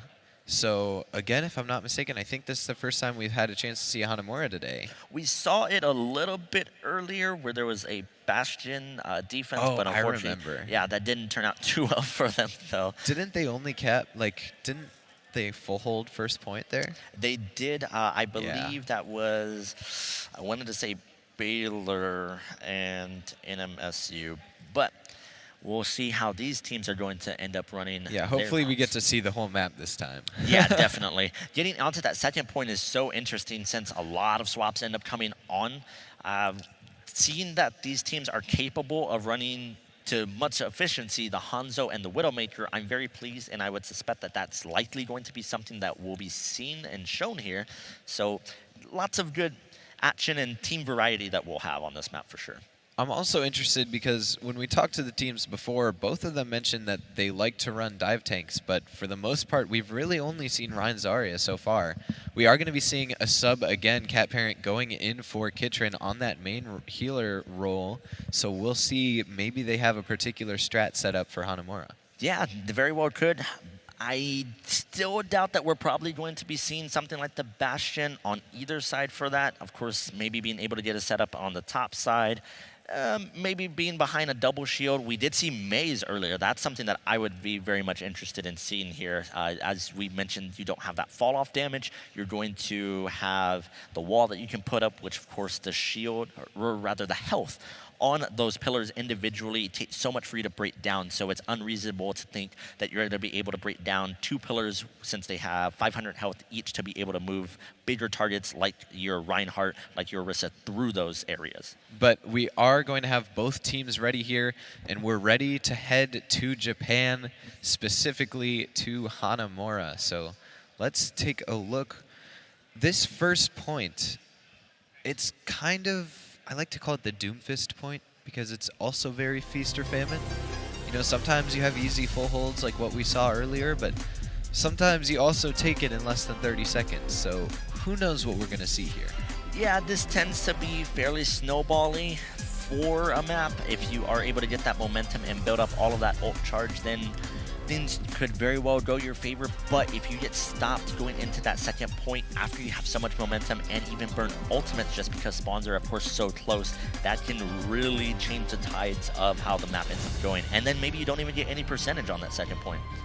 I would also like to mention, even though in general the hamster ball is pretty good for stalling second point, I feel like he wouldn't be as good here because there's nothing to really grapple onto. There's nothing to spin on.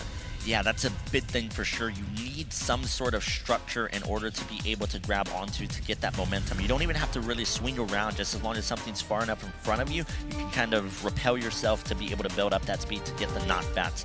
Also, the fact that after you use your slam on Hammond, or Wrecking Ball rather, you're not going to have too much other opportunities to use that. And we're going to be seeing Oklahoma taking the fight right to North Texas, and Samson getting caught out there. Going to go down early. Captain Carlos getting caught out as well on this Brigida. He's going to go down. Palcatraz gets knocked out of the mech. Executor looking for more blood, finds Keitha as well, and there might be a chance to turn this fight around as River Lucky goes through on the Doomfist, takes down Wombologist. He's looking for more, and Oklahoma might have to back out here. Mojo Jojo trying to hunt in the back. You can kind of see it. Oh, ends up getting the uppercut on the Baby Diva, but TKB showing up big. Yeah, River Lucky and TKB really turning that fight around. It looked like Oklahoma was going to easily take point one, but then the Sombra and the Doomfist show up and all kinds of damage ensues. So Sombra's a bit interesting here. Of course, she can get the hack onto the health pats, but where are the health pats that your team can really use? You sort of have the back end of like the dojo with the stairs that you can maybe use, but we'll see. And so we're going to see Oklahoma again trying to take the fight directly to North Texas. And again, North Texas fighting back. Mojo Jojo and Dr. Bainling the first to fall. River Lucky with the Meteor Strike going to find Cat Parent. That the Nano going out onto TKB as well there. And North Texas ending that fight quickly as well. Yeah, they're looking extremely solid on this point. You got to think that this might have been one of the maps that they ended up picking for this best of 5. So just trading back and forth, not even having a single percentage up yet, as we're going to see them trying to find a little bit of spacing, trying to understand exactly how UNT is setting up their defense. They're going to give up the point to run on this, though. And Sombra trying to get a hack off in the backlines, forcing Oklahoma to not play as aggressive as they want to. With Dr. Bainling goes for a nice flight there. Samson with a nice three-man shatter right there. Mojo Jojo using that Meteor Strike. I don't really think that was necessary. And less than 2 minutes left for this first point push. Yeah, their hold is looking so good on the side of UNT, so very solid job for them. TKB, as you had mentioned, and as we kind of saw a little bit, was trying to be sneaky in the back, trying to get a hack off on a single target. You do hear her when she unstealths, of course, and then of course there's that very small duration where you actually have to reach out and then actually have to target. So not able to find it that time. We'll see what they lead off with now. And here come the Gravitons. The Graviton from Wumbo, but a great shatter as well, just as Executor tries to bring a grab of his own. The Nano rally onto this Brig is something they really love doing on this North Texas defense, but it's not working this time. Palcatraz finds a kill, and Dr. Bainling finds one as well. Mojo Jojo goes down. He's on the Hanzo now, but Palcatraz finds yet another on this Widowmaker. Cat Parent with a nice res on the Mojo Jojo. That's a smart Mercy switch to get that valuable res against this very resilient North Texas defense. The swap onto the sniper is definitely throwing UNT for a bit of a, just throwing them a bit of a curveball on that. Not expecting that that's what's going to come out. They can place themselves in really odd positions on high ground. You can actually peek through those windows with the arrows and also with the Widowmaker, so having to keep that in mind as well. But EMP to lead off. Yeah, EMP from TKB, he takes some damage, actually goes down, but Executor, I don't care. Diva finds kills, make it 2 actually, but I don't think they're going to find much more. Never mind, there goes Cat Parent. River Lucky going to get taken down though, and that could be tough for North Texas. There are close spawns, but Oklahoma trying to push this advantage right now. Mojo Jojo trying to look for some extra aggression to keep the Rhine shield as low as possible. Doesn't seem that they're going to find much on that, as throwing out the Sonic Arrow to try to get just a little bit more information. And the sleep dart comes out from Keitha, doesn't find what she's looking for. They're pushing onto the point now. Nano goes onto the Reinhardt. Wombologist finds 0 with that grab. TKB takes down Dr. Bainling, and that's really unfortunate for this Oklahoma offense. They lose Wombologist as well. They get the res onto Dr. Bainling, but can they turn this back? Mojo Jojo and Keitha find 2 kills. They need a few more though. Executor coming back onto this point. Mojo Jojo with a nice headshot onto Joe, but TKB takes down Cat Parent. The only healer is now Keitha, who just got a hack, is trying to fight this Sombra all by herself, but she finds the kill. Ana takes down Sombra. Can they even get a tick? They're so close. They are, and it looks like that push will be all for not even able to get 33% on the board right there. That's got to be a heartbreaker from everything that they committed to being on that push. But they were able to take out the Shatter from Samson. They also forced to switch Joe onto the Ana now. And we shall see. They're on the point. A nice sleep once again. We see ults coming out. A hack onto Dr. Bainling, who was already inside, and he goes down. Wombologist was already down. Palcatraz goes down, and River Lucky 3 kills on the Doofus. Make it 4. And that's going to be it. The team kill bell rings, and Oklahoma's team fight dies with it. So notice exactly what they were doing there on the Doomfist, not actually going into the spawns, and this is going to be a little bit of help for you guys there back in your games. If you win a fight decisively, then don't go back in the spawn to heal up. Give that extra percentage over to your healers. They'll love you for that because they're just going to build up so much more ult charge, especially if you're someone like a tank. And yeah, we are going to see Oklahoma trying to push onto the point here. Palcatraz now on a Tracer, trying to disrupt this high ground. Executor diving right down into the heart of this Oklahoma attack. Mojo Jojo trying to get damage out. Oh, the Meteor Strike missing Cat Parent, but Executor finishing him off. 2 more kills in quick succession. And look at this, North Texas is going to win yet another fight. Oh, looking to try and pick off the Tracer. Going to be in a bad spot right there. The aim is looking pretty solid for River Lucky, but ends up missing out on the kill on Palcatraz. Yeah, that was unfortunate. Palcatraz going down so low, but able to get out. That would have been a fantastic stagger kill, slowing down Oklahoma even further.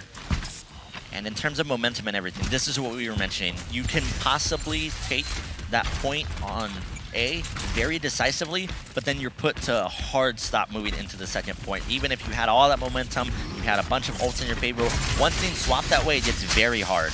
And now here comes Oklahoma. They're decided fighting on the low ground is not working for them. They're coming up to the high ground. TKB is trying her best on this high ground, but River Lucky takes down Keitha. Here comes a Diva Bomb into the grab.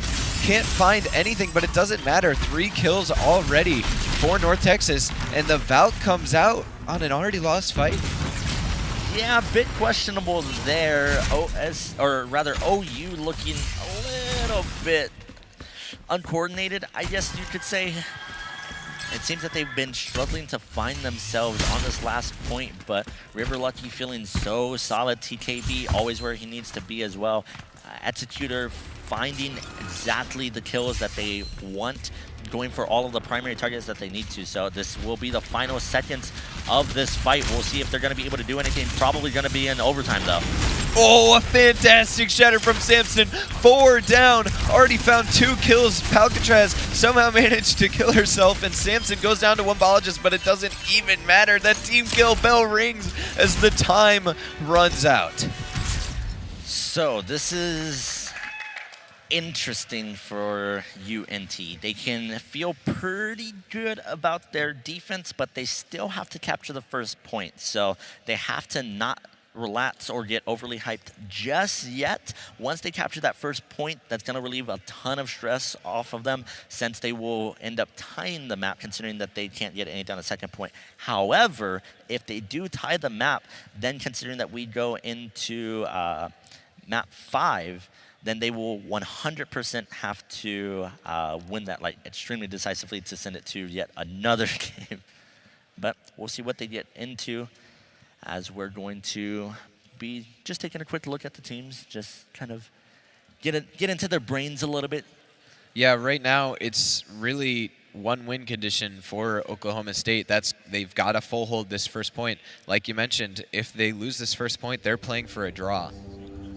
Yeah, and it is going to be their game to lose. Taking a look at that, that'll slice some solid ramen. Where can I get some like that? I could use some ramen right now.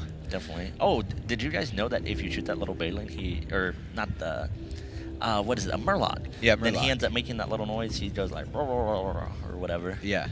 Yeah, it's a great noise. Iconic, even. Definitely. Oklahoma coming out onto this defense. Interesting to see where they're going to position themselves, expecting this North Texas offense. Do you think we'll see any crazy strats this time? You would think so, but do you really want to risk that moving into a fairly decisive match such as this? Have you practiced it? Is it really hashed out? Typically, things that you come up with is a little bit more cheesy and better against unorganized teams. But for teams like this at such a high level, they've been playing together, of course, all day. Most teams here are fairly new for the roster, but still being able to have that synergy and trust in one another. I don't think we're going to see anything too crazy. We're going to see North Texas pushing in just as aggressively as Oklahoma did before, and a big brawl already breaking out. TKB finding the first kill onto Cat Parent. That's going to be an unfortunate loss. They need that Moira, but Mojo Jojo gave the fighting back, make the 3 kills as one ball just finds one as well. North Texas going to try and take the fight to the point, but I think Oklahoma's going to take the point to them, and Mojo Jojo going to finish off a kill there, and that should be it for that first fight from North Texas. Yeah, it was here or there in terms of who was going to win that exactly. Ooh, that was a bit of a late kill onto Joe. Yeah, Mojo Jojo getting ready to do his Doomfist thing, and Palcatraz just says, no, it's okay, I'll just hit a headshot. And having to sit in spawn and think about your decision for being staggered right now. So it seems that North Texas is going to be trying to think of what they're going to want to do here. You can wait out a couple of abilities, try to just bide your time. So we'll see what they end up deciding on. Looks like somebody was up on the high ground there. Yeah, TKB on that Sombra, looking for a hack from the high ground. Samson able to shatter Dr. Baneling, and that means both of the tank lines from Oklahoma University goes down here. Can they fight back? Samson goes down, but look at that. First tick already taken for North Texas. River Lucky taking down Keitha. Can he find another kill? There goes Cat Parent. Executor finds Mojo Jojo. I think this is going to be a first point cap. Likely will be trying to get the pitch off right there. Gonna pull Palcatraz in and finish off that Widowmaker. So solid job from them. Now 6 minutes, 15 seconds they put up on the board. They have so much time to work with, and they've got to be feeling pretty solid moving into this next point. But it doesn't matter how much time you have. It's about what you do with that time. I mean, we saw at Oklahoma, they had 4 or 5 minutes to cap that second point. They couldn't get much going. So we'll see how North Texas approaches this point. Palcatraz on that high ground with the Widowmaker. Finds a dink onto the Zarya, but that's not who you want. You want a dink onto that Lucio there. Can she find the kill onto Moira? Moira going to fade through, playing it safe. And it looks like they're really going for this aggressive position here, trying to go all the way around the backside, underneath towards their support line. North Texas going to be pushing onto the point now. They found the positioning they want, and let's see this brawl break out. Prioritizing targets, we have the EMP come out right there. It's going to be huge. Huge combo. The EMP grab, we've seen it before. Kevin Carlos finishing people off on that Lucio. Mojo Jojo going to come down from the skies, but it's not going to be enough. North Texas takes Hanamura. I heard them from here. I heard the claps. They said easy for that point. So looking so strong, and it seems that we've gone back and forth, back and forth. So considering that that trend will hold up here, OU's probably going to look to wrap this up. However, UNT 100% not out of this. When they show up big here. Yeah, we see Samson on the Reinhardt. This very last play is going to be that play of the game there. But you're right. It's like watching heavyweights trading punches here, going back and forth, 2-2, and I couldn't be happier that we're going to a tiebreaker 5th map. Of course, it would be finals to end it out, and we're going to the 5th map here. So everybody just give a huge round of applause to the two teams, OU and UNT, putting up such a good display here on stage for you all. I hope you all are entertained. I know I am. We'll also need a round of applause for everybody coming out, supporting both of these teams and supporting this great collegiate tournament put on by OP Live Dallas. Definitely, and of course, big shout-outs once more to everybody over on the Dallas Fuel, Team Envy, and of course, Event Technology, powered by Reaction AV. Make sure also to follow us on Twitter, Twitch, and Facebook for more updates on this weekend, especially tomorrow, and future events from OP Live. It's OP_live_Dallas. Yeah, and make sure that you also include us in those pictures. You can do that at hashtag OPLive18. We'll make sure to retweet things out. And as you mentioned, tomorrow we will definitely be having some Fortnite, but we are getting into the final map for our Overwatch finals. OU and UNT both trading back and forth, looking so good. And we're going to see a sub coming through again. Oklahoma going to bring team captain Kitrin back in on that main support role for this final map, which will be Nepal, which is probably the map I think we've seen the most of today. So what are you going to be expecting from both sides here? To start off, depending on what we're going to go to first, which it seems we're actually going to go to, I believe, I always want to call this Shrine. Yeah, this is Shrine. Yeah, for Shrine. Farah seems to be here or there. You have the middle pillar, which can sometimes mess with the Farah positioning, but of course you can kind of just float around. I would be interested to see teams utilize Hammond efficiently here. As we mentioned, him being able to tether onto specific objects and then just be able to swing around, that would cause tons of disruption for one of the teams if they're able to use that. But how much have you actually put time on for a Hammond? How much have you actually practiced in with the team comps that you have? D.Va offers so much utility. Hammond feels a little bit lackluster, I would say, in terms of the amount of ammo that he has in his primary fire. He's very beefy considering that you're in the middle of the tank, get that knockup, and then throw the shields since he gets more shields depending on how many targets are around him. But we'll see. That's what I can hope for, but of course we haven't seen too much of it. Hammond in general also feels very clunky right now, and I feel like whether you're playing Dive or Goats, you're going to be wanting to play fast, and clunky does not fit into that. So we're going to be seeing both teams coming out, North Texas versus Oklahoma here on Shrine. Oklahoma, of course, in the red, North Texas in the blue, and they're coming onto this point right now. Mojo Jojo on the Doofus, already getting hacked, but Palcatraz finds River Lucky, which means that the advantage is in Oklahoma's favor. Mojo Jojo going to capitalize on it and find a Lucio pick as well, and they're going to push onto the point. I think Oklahoma's going to get this first cap. Yeah, they are forcing UNT to retreat right here. The Reinhardt shield's going to be overly low. You're going to right there and just trying to find a little bit of spacing so that he can regroup with this team. Now, keep in mind, the percentages build up a lot faster than what you think. You have possibly 4 entire team fights before you finally reach up to that 100%. So UNT is going to have to try and attack fast and efficiently. But since they ended up losing that fight, how much ultimate charge do they have? Who do they have it on exactly? We'll see what the team fights lead off with. And we're going to see UNT engaging from underneath on the left. The two Reinhardts stun each other. River Lucky takes down Mojo Jojo. Coalescence. Oh, Executor, and a big shatter from Samston. And look at that, North Texas filling the kill feed with blue. A quick retake, only 31% for Oklahoma.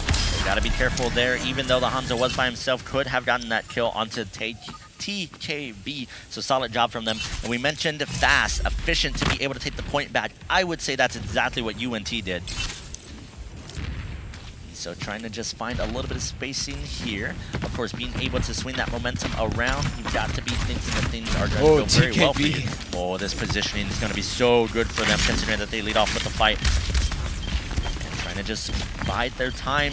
Waiting for that patient moment. Meanwhile, Oklahoma starting this team fight off completely unawares. The hack goes out onto Alcatraz. There's the Graviton. There's the EMP. There's the kills. And Oklahoma University deleted once again. But they used Joe's Nano in that fight. That was complete annihilation on the side of UNT onto Oklahoma, so solid from them. I do agree with you on the Nano from Joe. Possibly necessary just to keep a single target alive, but if you knew that the fight was going to go that way, you probably didn't need to use it. TKB, though, did come in finally, but it seems that being a little bit staggered in the back, didn't get to utilize the EMP to full effect. Yeah, Palcatraz getting an early kill onto TKB. That means no more hacks in the backline for this UNT defense. River Lucky gonna get a kill onto Palcatraz. Big shatters coming out from both sides, but Dr. Bainling proves to be the superior hammer swinger. Ombologist, the only kill Samson manages to find in Oklahoma, should be able to get the retake here as soon as they take out River Lucky. Now, stalling is going to be key here. How long can they stall on the point? Anything that you can get is going to be very good. 84% on the side of UNT. So they have for sure one fight that they will need to decisively win, and then depending on how OU is going to be positioned, if they get team wiped or whatnot, it's going to be so odd for them to try to be able to get back to this point. But they are in control for right now, so it is up to UNT to be able to make something happen and open them up. UNT this time deciding to attack from the high ground position. Wombologist and OU ready for them, engaging once again at this right side. The Doomfists both looking for an opening, and there comes the Graviton onto the high ground. 3 are caught, the Dragon Strike goes into it. 1, 2, 2 kills there from that combo, and that's going to be more than enough to finish off this fight. Yeah, they had to burn a good bit there, burning the Grav, burning the Dragon Strike. However, they did not use any, that we could tell, support ultimates for that, so being able to put a little bit of fear or hesitation into North Texas moving forward. Yeah, North Texas getting ready to engage. The percentages have been evened up, and we're getting ready. It's just as competitive as it's been all night for these two teams. Oh, Mojo Jojo out of nowhere. The combo, both healers down for North Texas, and that could spell doom for North Texas here. Yeah, they are looking dire on the point. Gonna see how long they can actually contest. We're in overtime, 99-84%, but things are looking solid for OU as they are going to take that first round here. And you just have to look at Mojo Jojo flying in out of nowhere, taking out both healers in the span of 2 seconds. And yeah, he got taken out by River Lucky, but it didn't matter. He got the job done. That was what Oklahoma needed to win that fight. Showing up big here now. Keep in mind with this point that we're moving to, we are likely going to see a swap onto maybe something like an Orisa. Diva's really strong. Lucio's very strong. Anybody that has some sort of displacement tool to be able to push you into the abyss, the kind of well area, which of course is right by the point, so you have to be very mindful of where your position is going to be. And Doomfist as well, of course, being able to just rocket punch you from the back, maybe take out a tank as they're flying in. But Zarya's have been so good with all of their shields. However, that does not prevent them from being moved around considering that you have that shield. So yeah, we're going to see North Texas taking this close range positioning, pushing it around towards the backside, and a misplaced Orisa shield from Baneling. This could be the advantage North Texas is looking for. A nice halt brings them all together. Oh, but Brodog takes a dive into the abyss there that you were just talking about. Doofus fights right back. Sorry, Lucio fights right back. They are even on the point right now. Which side will be able to take this fight down? Environmental kills coming up big here. Ooh, actually getting the hack on the Dr. Bailey. Not going to be able to reposition for the shield as they are continuing the fight on the point. Also getting booped around, unable to fortify. River Lucky going to take him out, and that should be it. North Texas going to take the first point, but Mojo Jojo finding an early kill on a River Lucky, and we could be seeing an early retake coming in right now. Possibly going far in the back right here. EMP comes out on the point, but Doomfist going for something in the back, ends up finding nothing. Yeah, the Meteor Strike doesn't quite find what they're looking for. Mojo Jojo actually going down there. None of his cooldowns were up, and they had a chance to retake, and they really just threw it away. Trying to look and wait for the Fortify to get off of the Orisa. Oh, ends up taking a trip down. Another nice boop from Keitha, but unfortunately Oklahoma is still not capping this point. Doesn't that sort of area for the point that you end up falling through, doesn't that look like kind of what Luke Skywalker ended up jumping into? Actually, I think more of what Darth Vader threw the Emperor into. Oh, okay. I can see that for sure. Yeah, that's what I think of. So we're going to be getting into this next fight here, and we're actually seeing a Rhine switch coming out from Oklahoma. The Orisa not quite working out for them, and there go the Dragons through the middle of their team. Another great boot from Keitha onto Samson. That Lucio's really been showing up big on this point. There's a sound barrier right as his name is called, right on cue. River Lucky going to get booped out of that Rocket Punch, and Executor also booped off the point. And Keitha showing up big in that fight. Finally swapping the point over to OU, so good job from them. And they keep swapping it. The point keeps swapping over at such an odd percentage. I don't think I've ever seen it stuck at 68% before. Yeah, I think it's more, you have time to come back even if you lose it again. You can take your time, but not too much time. So teams are a bit disoriented. Oh, the shatter coming through from Dr. Baneling finds the Doomfist, but Samson, well, Dr. Baneling charges away, finds 2 and 3. Could he get a 4th? There it goes.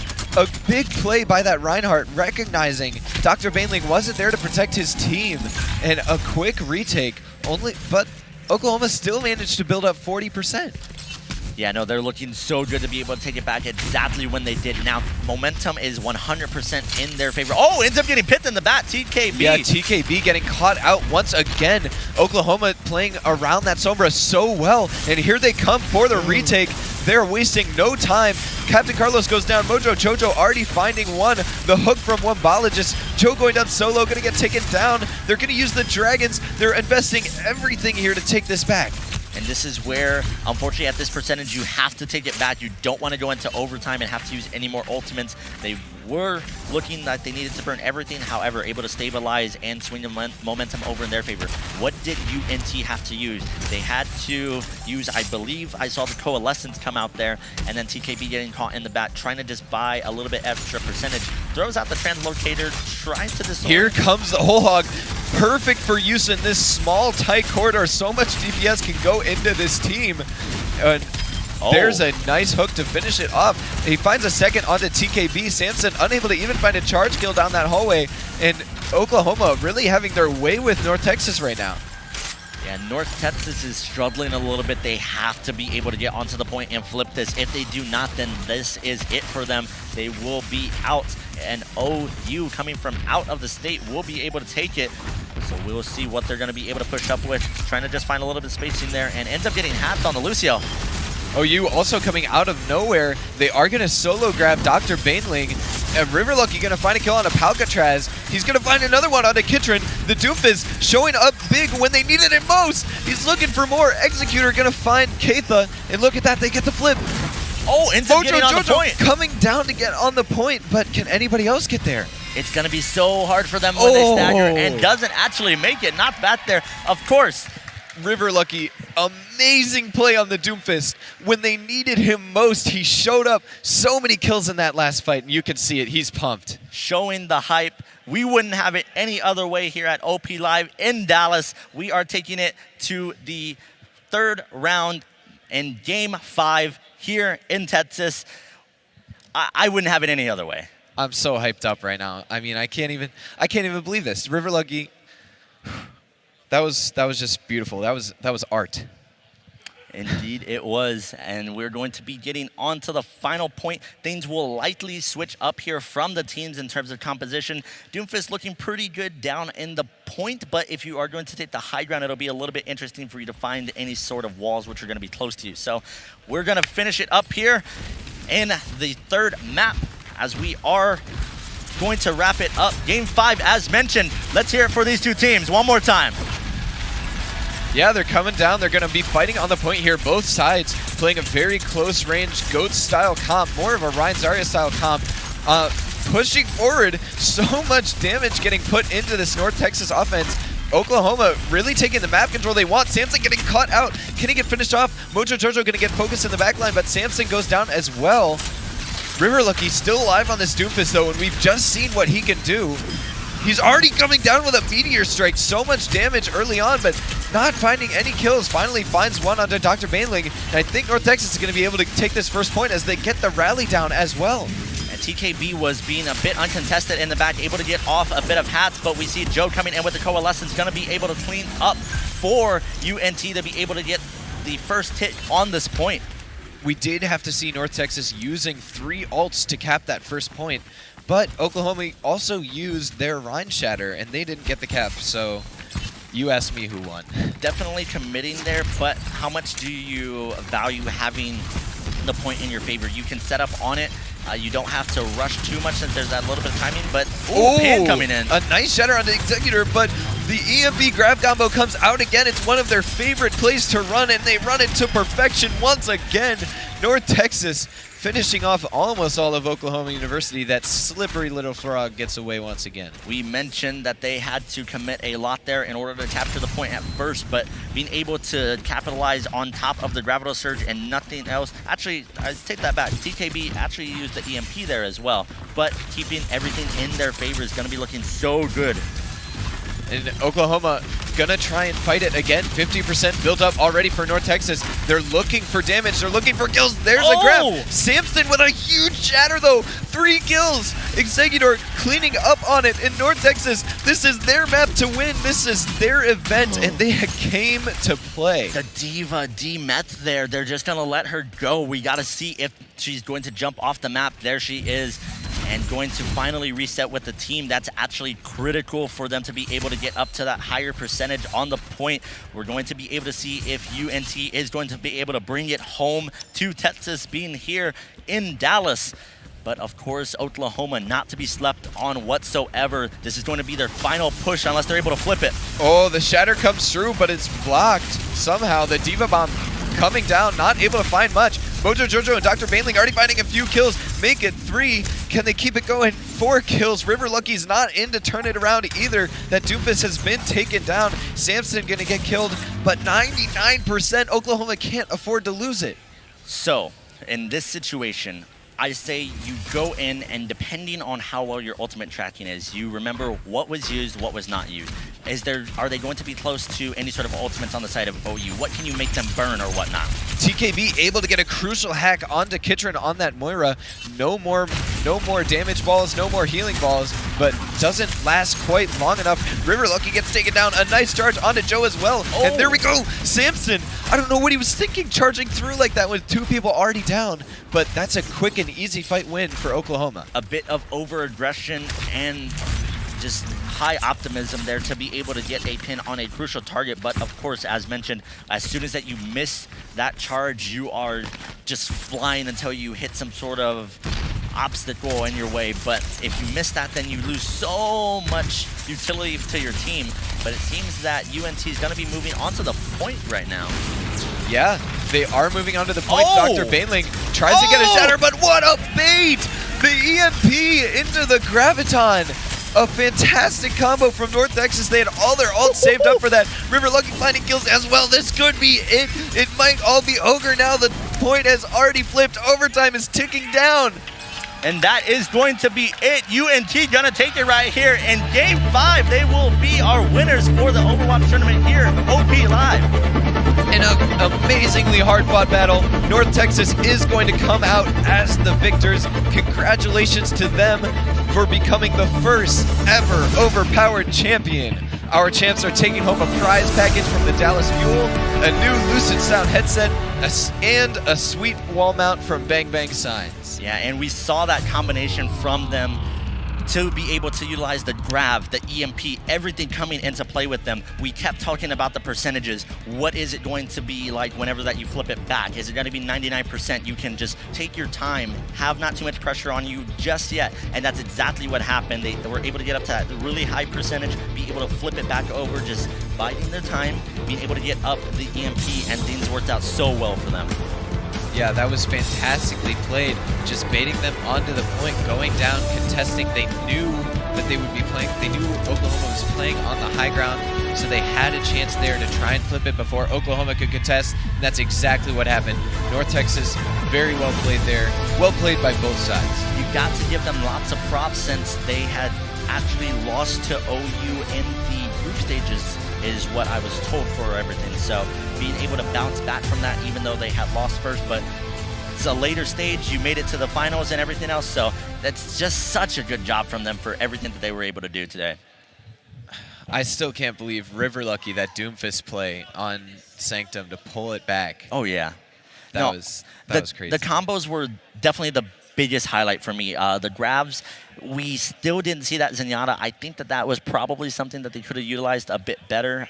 It's really hard, of course, for you to keep the Ana safe in the back line since the Doomfist is going to be infiltrating that consistently. She has to rely more on her team to help her peel, but of course, if you're coming to the back line and trying to do that, then you got to worry about everybody on the front line. So you're split between so many things. The Zenyatta being able to just peel for people, it's so hard for you to be able to transition into that and come up with things on the fly. You also have to wonder how much of a factor fatigue was playing for both sides. Yes, definitely. Oklahoma earlier in the series was doing such a great job of countering TKB's Sombra, but on that last set on Village, TKB was doing whatever he wanted. It seemed like they were starting to break down a little bit. Yeah, it has been a long event for sure for all of the teams to be able to just have that mental resilience and strength, making sure that they don't get cold, making sure that they're warmed up through all their sets and everything. And so you got to think that everything that they ended up doing, though, just turned out well in their favor. But we are going to be going to a quick break here, and then we will bring it back with a power talk and then as well as the award ceremony so that we can celebrate UNT's victory.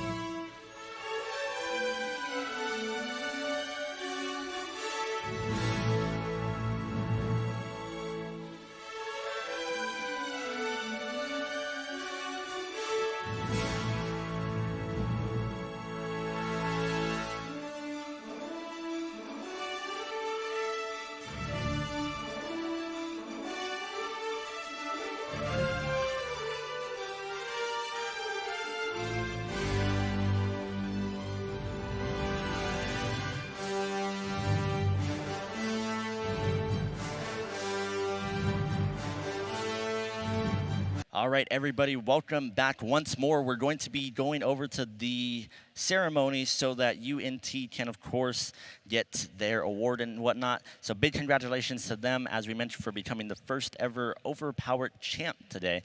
And as you had also mentioned just before, they will be taking home a prize package from the Dallas Fuel. They will also be taking home a new Lucid Sound headset, as well as a sweet wall mount. And I always want to say Big Bang, but it's Bang Bang Signs.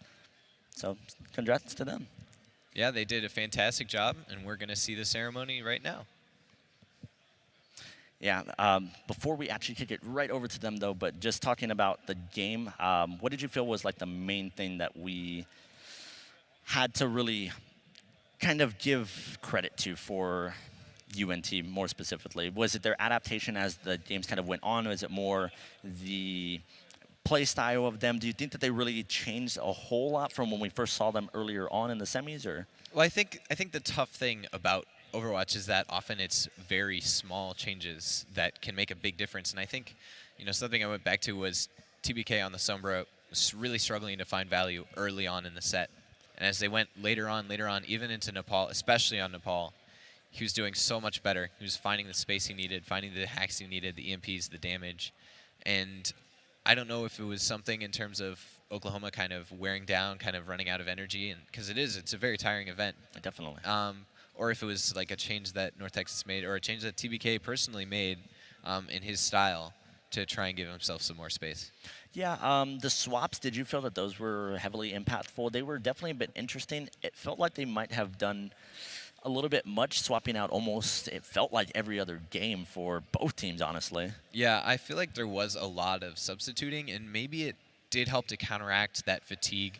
But at the same time, you do have to have a bit of consistency, in my opinion. I think it could have been a detriment.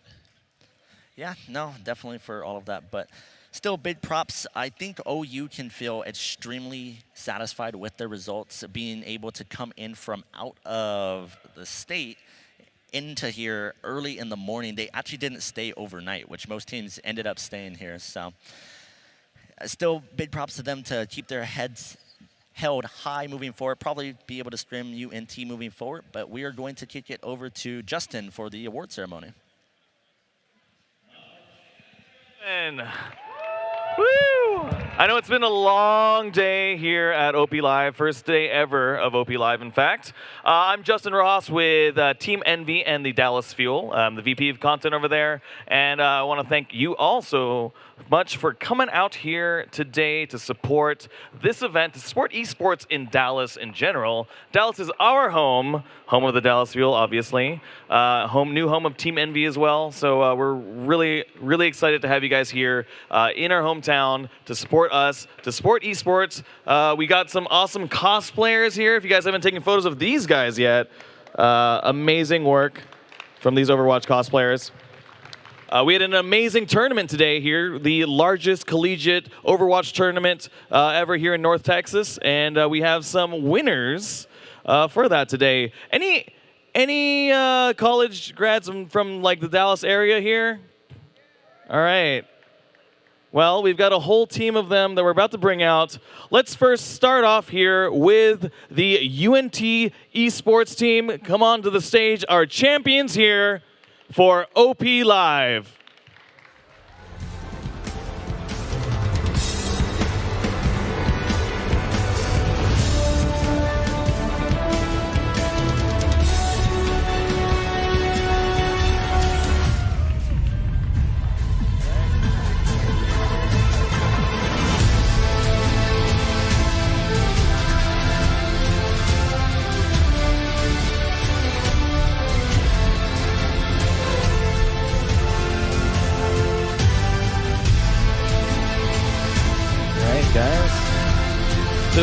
You're fresh off the championship win here.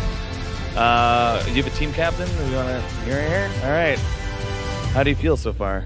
You know what? I feel great. It's a great experience. If you saw us get out of chairs, leap right out, just to hug each other, it was great. I'm still a little jittery after that easy one. All right. Well, we haven't officially presented you guys with the championship yet, so we've got some help to do that for you. We've got some of our guys. If you guys don't know, the Dallas Fuel is here, and we have our coach and coaching staff as well as players. So let's welcome to the stage the coaching staff and players from the Dallas Fuel.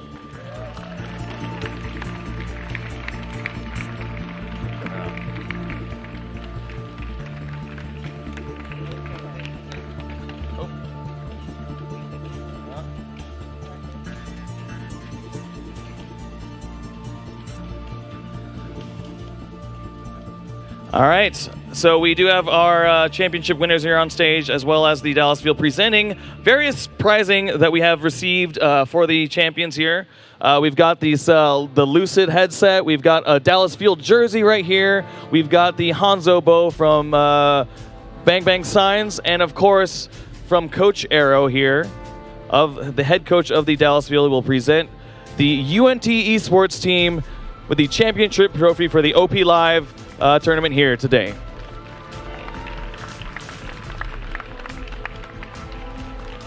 There we go. Oh, you have to choose who's getting the Hanzo bow? Hanzo main? Are you a Hanzo main? Okay, insta-lock that Hanzo. All right. And fuel headset. All right. And get some photos in here. Do we need to get, are we a little too wide for a nice big photo? Should we get a little closer? Let's get the Fuel in the front here, a little bit lower, and then the UNT sports team take a knee with the, let's get all the players in and the coaching staff. Get some nice good photo ops right here.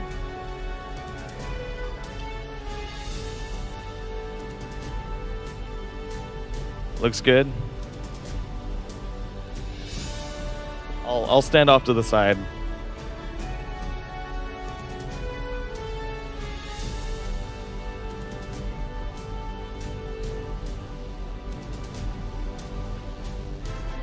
right. In 3, 2, 1. All right. There we go. Thank you guys so much. Nice little photo op there.